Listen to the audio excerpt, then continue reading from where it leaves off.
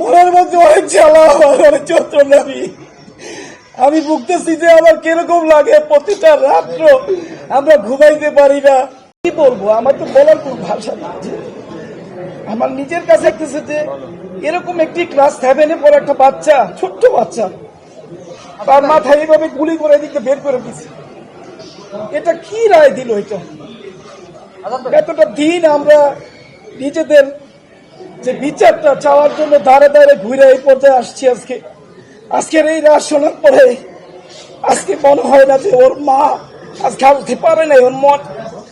ওর মা আসতে পারে নাই। আজকে আসলে হয়তো জানবে, জানার পরেও ঘরের মধ্যে একটা পরিস্থিতি কি তৈরি হবে। আমার একটা ছেলে ছিল, একটা মাত্র ছেলে। আমার এই ছেলের রায়টা আমি শুনে সন্তুষ্ট হই নাই। মনের মধ্যে অনেক জ্বালা, অনেক যন্ত্রণাবি।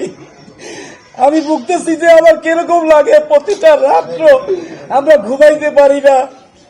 আমাদের এখন রীতিমতো আমরা চলাফেরায় ভয় পাই যে আমাদের পরবর্তী স্টেপগুলি কি আসতে পারে, কি হবে। আমাদের জানের কোনো নিরাপত্তা নাই।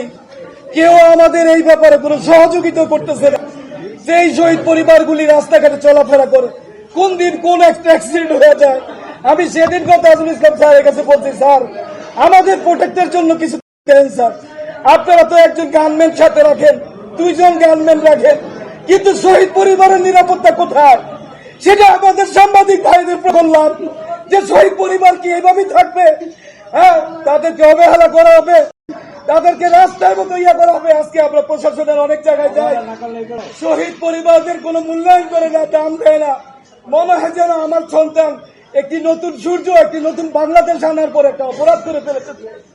আজকে কি রায় দিল সেই আদালতে? বলেন, আপনারাই বলেন।